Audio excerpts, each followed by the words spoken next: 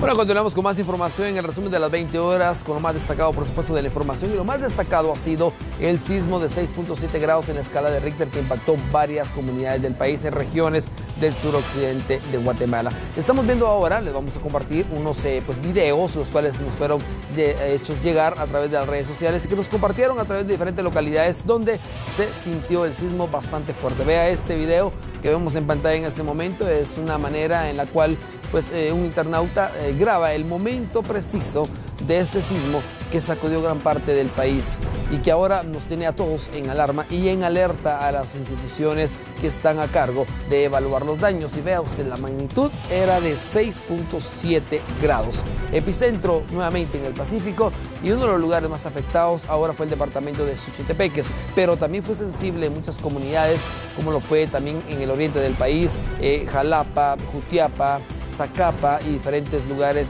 del oriente, y que también colindan con esta ruta del Atlántico, donde también se generaron ciertos derrumbes. Fuertes las imágenes, pero son de esta manera como también los guatemaltecos lo vivieron esta mañana, y ahora se los compartimos a usted. Veamos otro de los videos que nos han compartido, donde se puede observar la magnitud. Este fue en el puerto de San José. Vea usted, en uno de los hoteles de esta localidad, donde la piscina prácticamente no estaba rebalsada, sino que el mismo movimiento hizo que el agua se saliera de este lugar, y que ahora prácticamente también estuviera alarmados a las personas que en ese lugar se hospedaban.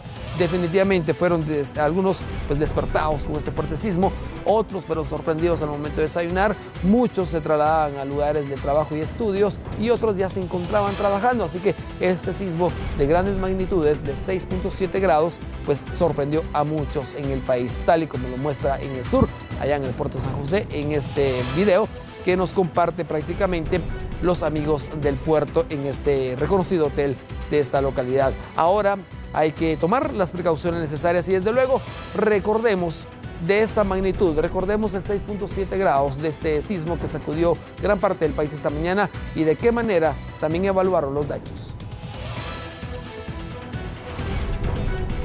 Bueno, 6 de la mañana, 32 minutos, se reporta un sismo en este momento. Sigue el sismo. Por favor, guardar la calma, es muy importante. Así que estamos transmitiendo en directo, y este sismo está siendo sensible en Guatemala. Estaremos ya monitoreando cómo están otros departamentos del país. Si usted nos está sintonizando en este momento, lo llamamos a guardar la calma. Ya en unos instantes nos estaremos enlazando a Conred y al INSIBUME para obtener información oficial de este sismo que es sensible en la ciudad de Guatemala, y empiezan a llegar los reportes que está siendo sensible también en otros departamentos del país. Vulnerabilidad en el occidente, Pablo. Así es, sobre todo tomar las precauciones, mantener la calma. Ya en ese momento ha bajado la intensidad, así que por favor ustedes también atentos a toda la información oficial que vamos a estar compartiendo acá en Telediario al Amanecer.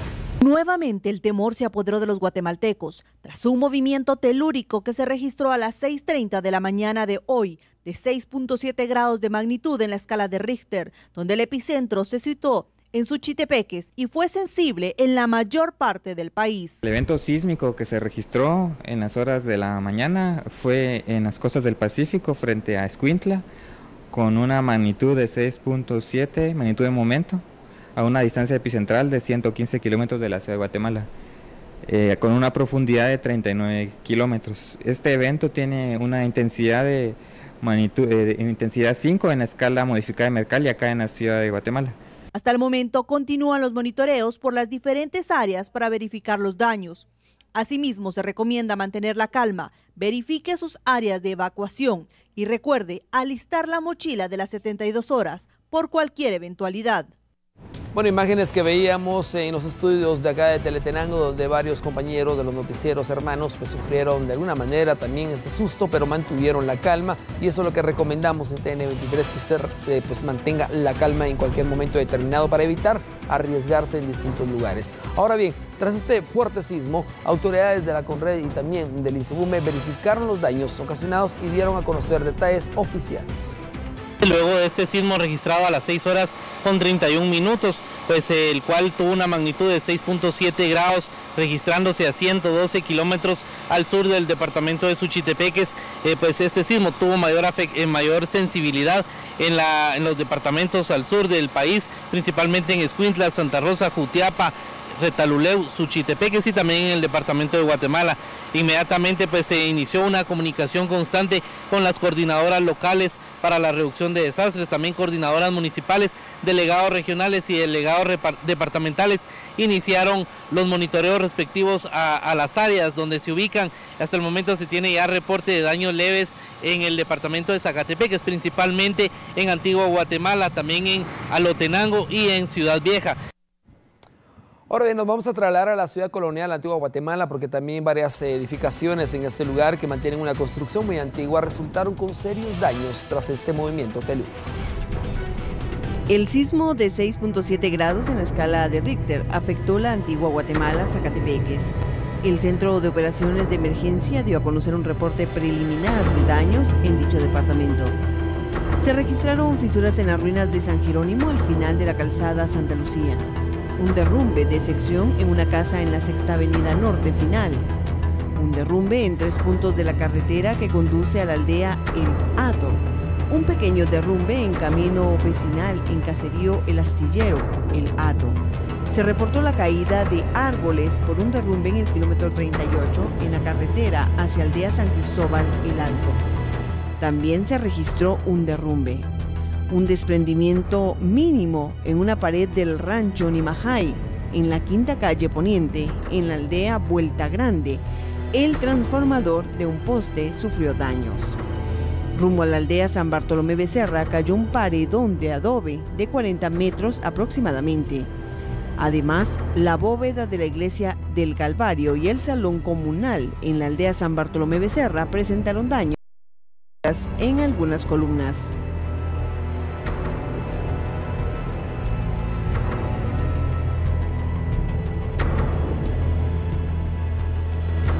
Bueno, pero el hospital de San Felipe también sufrió serios daños, salió afectado por este sismo de grandes magnitudes. Varias grietas se pueden observar en este lugar y aunque uno de los sitios o las áreas más perjudicadas fue cirugías, los médicos evalúan todo el hospital. Esos son los daños en este caso del Hospital Nacional de acá de San Felipe. Ya hablábamos con unas enfermeras quienes indicaban, ¿verdad?, que cuando estaban cambiándose para poder prestar el servicio a todos los pacientes, iniciaron a alarmarse y a correr. Imagínense tantos pacientes que hay acá. Esto fue a las 6:30 y desde esa hora ya hay pacientes, en este caso demandando el servicio del personal profesional de este hospital. También acá hay otra área que también se vio afectada. En la parte de arriba de las gradas vemos cómo se va quebrantando esta parte luego del temblor que se sintió de 6.7, y es que es bastante alarmante en este caso porque es un hospital y hacíamos mención, ¿verdad?, que es el único en este caso que presta el servicio a las personas de acá de San Felipe, aledañas, y también a las personas de Antigua Guatemala. Como bien se lo mostrábamos en los reportes anteriores, varios edificios antiguos se vieron afectados. A raíz del evento sísmico que sucedió el día de hoy, nosotros como comité ejecutivo nos integramos para ver la situación que estaba sucediendo en el hospital. Afortunadamente nosotros contamos con un comité de riesgo, se convocó inmediatamente y también hicimos uso del servicio del equipo de la Subdirección de Recursos Generales. Con este equipo ya conformado se inició el análisis de la infraestructura desde el primer nivel hasta el cuarto nivel, encontrando afortunadamente, digo yo, que solo hay daños a nivel de los muros, que son grietas. Hay algo que sí nos preocupa, que son las salas de operaciones. Las salas de operaciones, por alguna situación de las lluvias y el sismo anterior y obviamente por el tiempo que tiene el edificio, presenta algún tipo de daño.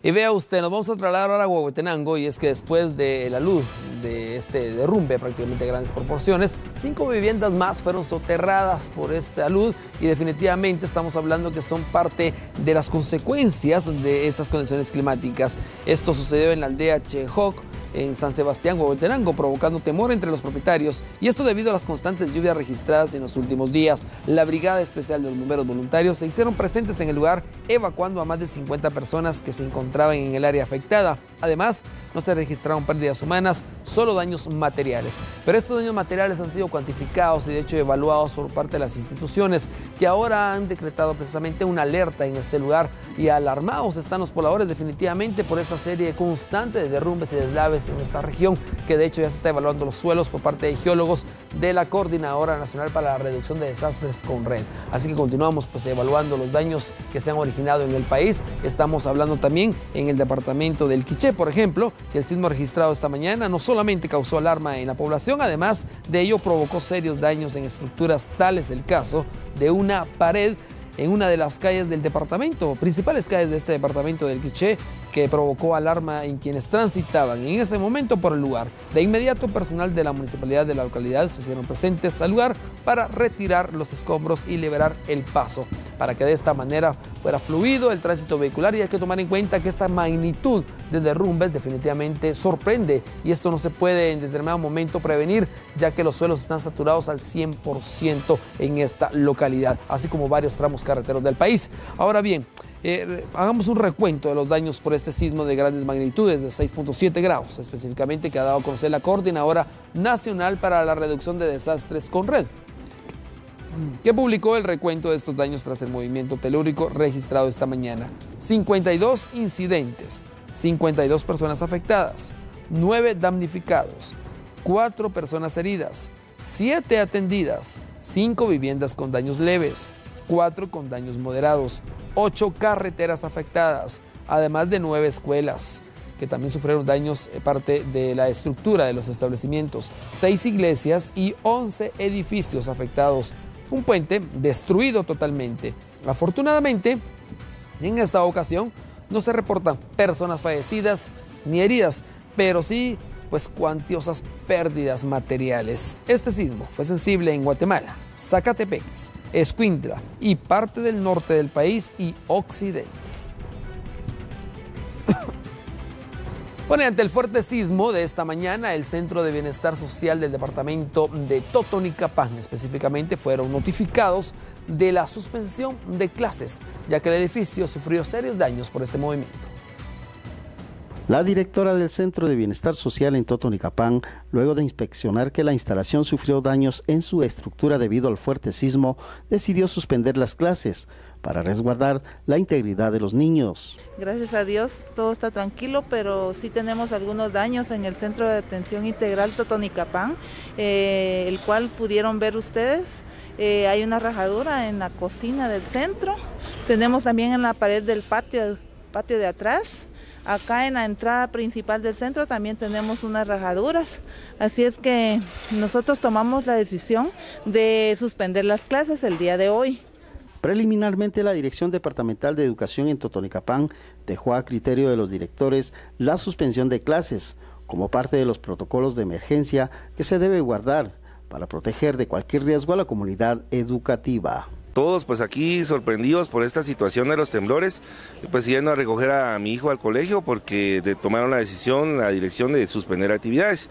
Entiendo que lo que tenemos que tener es mucha preparación y estar atentos a todas las indicaciones porque no sabemos en qué momento pueda volver a suceder otro sismo, ¿verdad? Entonces en esa situación guardar la calma y estar preparados para que los niños también sepan reaccionar ante estos fenómenos naturales. Un reporte de Leopoldo Batz desde Totonicapán.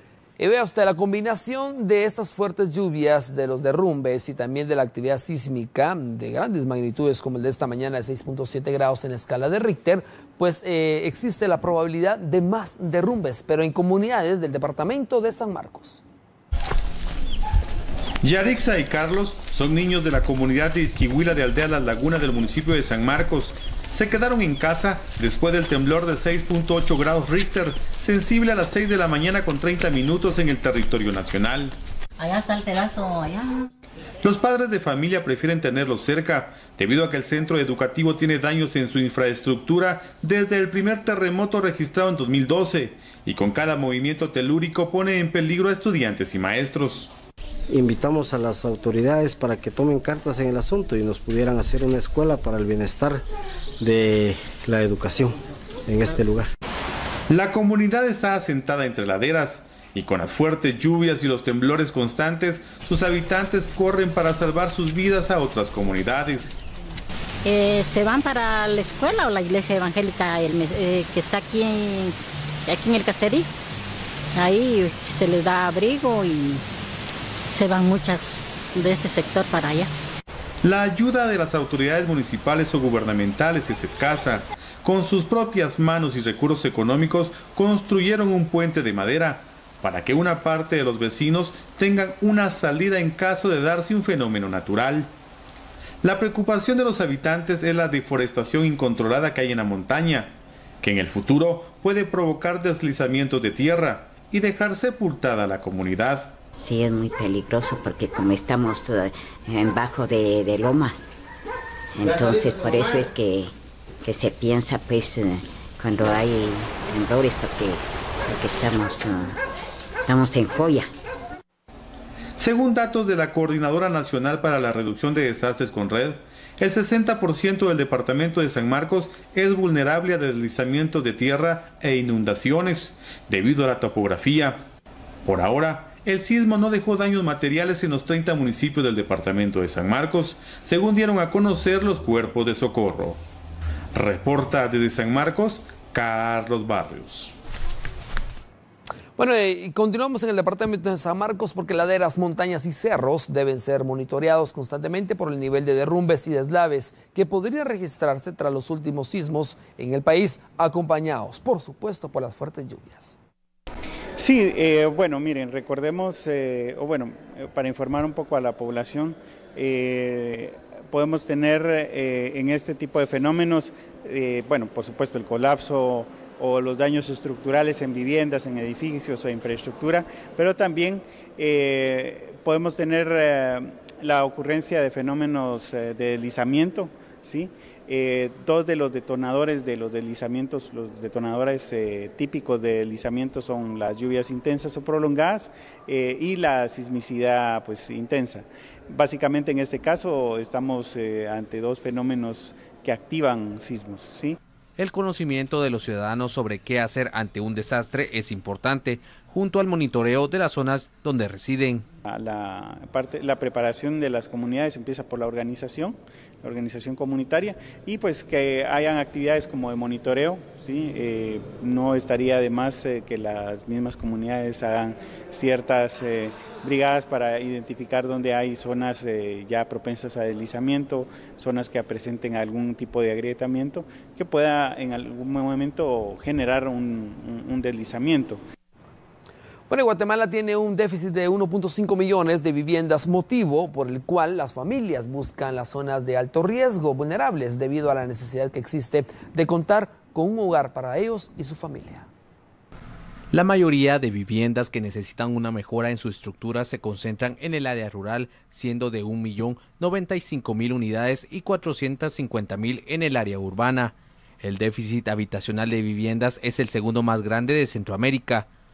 Es importante, nosotros lo estimamos en más o menos 1.5 millones de unidades. Ese es déficit cualitativo y cuantitativo.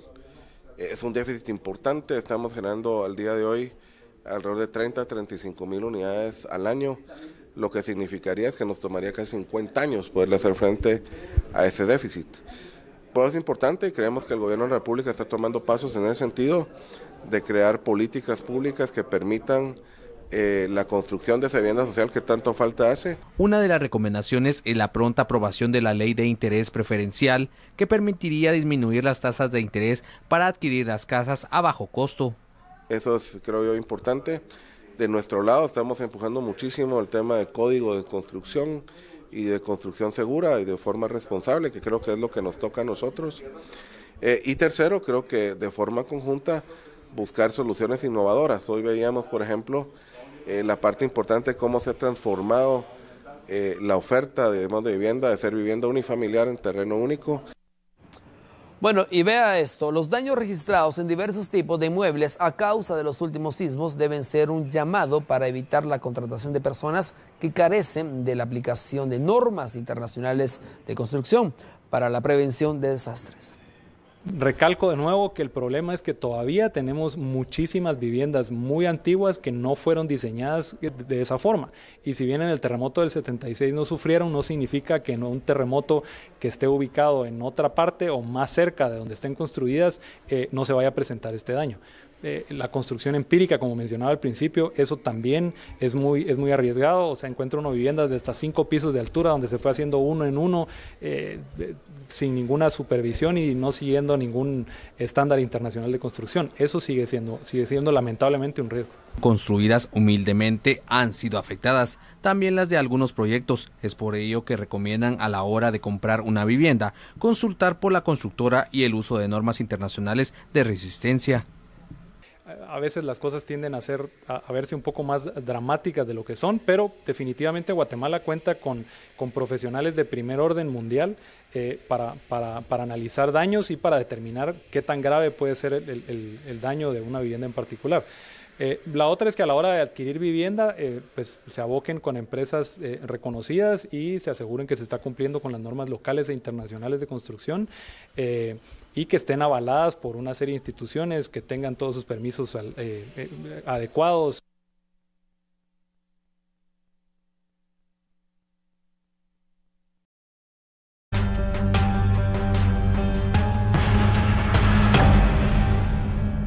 Bueno, continuamos con más información de interés para usted y es que el Ministerio Público dio a conocer esta mañana y tarde la investigación realizada en torno a la fuga de Marixa Lemus, alias La Patrona, en la cual su abogado es señalado de ser el cómplice y el primer sospechoso.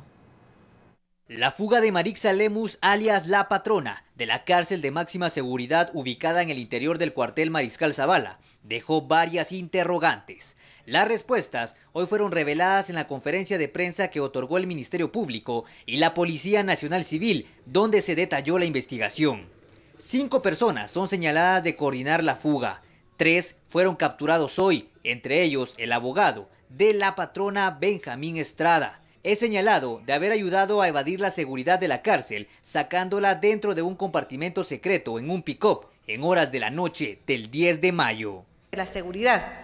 Y es precisamente en este momento en que Marixa Lemus, haciendo uso de la modificación que se había efectuado en la estructura interna de la cabina, de la parte inferior del asiento del vehículo tipo pick-up al que hemos hecho referencia, se ocultó dentro de este espacio y con la cooperación del abogado Benjamín Estrada, evadió todos los controles de seguridad del centro carcelario en donde se encontraba recluida, escapándose a bordo de este vehículo, siendo precisamente las 22:38. Benjamín Estrada ingresó 7 veces a la cárcel el 10 de mayo. Los primeros 5 ingresos los hizo con un vehículo gris. Los últimos 2 con un pick-up que fue modificado para poder esconder a Marixa Lemus. La cronología de los hechos que dio a conocer el Ministerio Público es la siguiente. A las 22:38, Marixa, con ayuda de su abogado, se escapa de Mariscal Zavala. A las 23:12 es trasladada a otro vehículo en el kilómetro 35 de carretera El Salvador. A las 23:29, Marixa llega a Barberena Santa Rosa, donde es apoyada por Karen Tánchez, su cómplice, con quien llegan a la 1:46 de la madrugada del 11 de mayo, para continuar con su fuga rumbo a El Salvador. Marixa Lemus se fugó la noche del 10 de mayo, pero algo misterioso ocurre en el conteo el día siguiente. El sistema penitenciario no se percata que la patrona ya no estaba en su celda. El 10 de mayo de 2017 se realiza el conteo a las 18 horas y Marixa Lemus aún se encontraba dentro del centro carcelario. El día 11, personal del sistema penitenciario realizó el conteo a las 6 de la mañana, reportando que Marixa Lemus aún se encontraba en su celda cuando ésta se había evadido la noche anterior. Según el Ministerio Público, el abogado Benjamín Estrada volvió a su vivienda tras entregar a la patrona en Santa Rosa a quienes la llevaron por un espacio sin seguridad fronteriza a El Salvador, donde 14 días después de su fuga fue recapturada. Bueno, los capturados por ayudar a Marixa Lemus, alias La Patrona, a escapar de la cárcel Mariscal Zavala de máxima seguridad serán escuchados en audiencia de primera declaración el miércoles 28 de este mes. Benjamín Estrada, María Salazar y Carlos Federico Monroy, acusados por el Ministerio Público de haber permitido la fuga de Marixa Lemus alias La Patrona el pasado 10 de mayo en la cárcel Mariscal Zavala, zona 17, serán indagados ante juez competente el próximo 28 de junio en el juzgado 11º a cargo de José Eduardo Cojolum.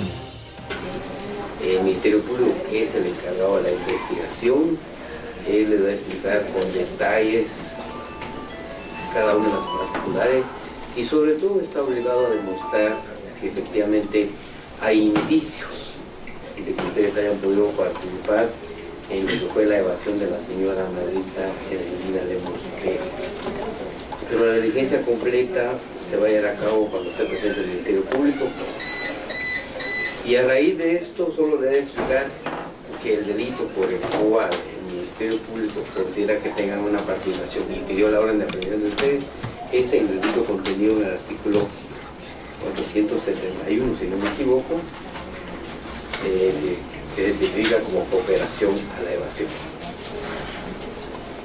cuyos datos y evidencias las va a relatar el Ministerio Público. A su llegada a tribunales, los indicados se mostraron desconcertados ante la captura y los señalamientos del ente responsable de la persecución penal de acusarlos de haber colaborado y planificado un plan para que Marixa Lemus pudiera escapar de la prisión. Estas fueron sus respuestas ante las preguntas si conocen y colaboraron con alias La Patrona para dejar la prisión el pasado 10 de mayo.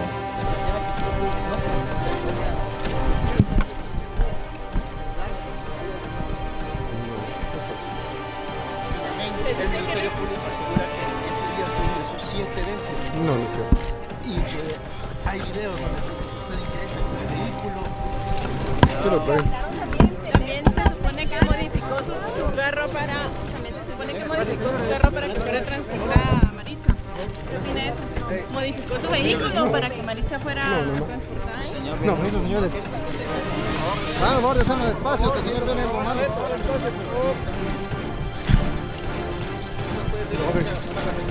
Supuestamente usted recibió una fuerte cantidad de dinero para poder transportar a Maritza. ¿Es cierto?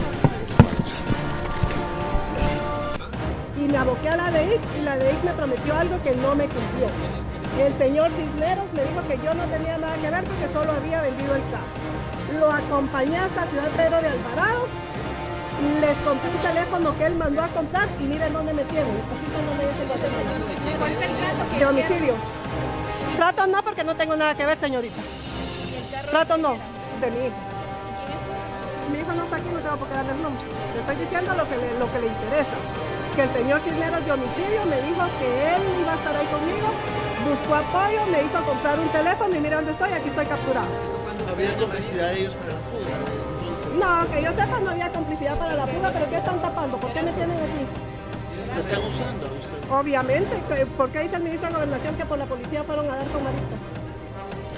Los abogados defensores pidieron al juez de que por cuestiones de seguridad y principalmente porque Marixa Lemus está recluida en la cárcel para mujeres Santa Teresa en la zona 18, no se permitiera el ingreso de sus patrocinados a estas prisiones en la zona antes mencionada. El juzgador cambió de opinión y serán ingresados de forma provisional a la cárcel Mariscal Zavala y quedan citados la próxima semana para determinar si quedan sujetos a una investigación por haber permitido la fuga de Marixa Lemus alias La Patrona. Un reporte de Alex Álvarez en cámara y Hugo Morales. Bueno, y a esto hay que sumarle que varios agentes del sistema penitenciario acusados de ayudar a escapar de la prisión alias La Patrona, Marixa Lemus, pues continuarán en prisión preventiva. Los agentes del sistema penitenciario fueron capturados porque estuvieron en el turno cuando Marixa Lemus alias La Patrona escapó de la cárcel Mariscal Zavala, zona 17. En la primera declaración, algunas procesadas declararon ante el juez y juraron que alias La Patrona estaba en su carceleta en el conteo de reclusas del 10 de mayo a las 11 de la noche. Los abogados pidieron que sus patrocinados fueran beneficiados con una medida sustitutiva. Presentaron documentos penales, recibos de pago para demostrar que sus clientes tienen un domicilio para ser buscados en cualquier momento. La petición fue rechazada por el juez José Eduardo Cojolum. Al argumentando que la investigación no ha finalizado. El Ministerio Público continúa investigando quiénes ayudaron a la procesada Lemus a escapar de la cárcel el 10 de mayo.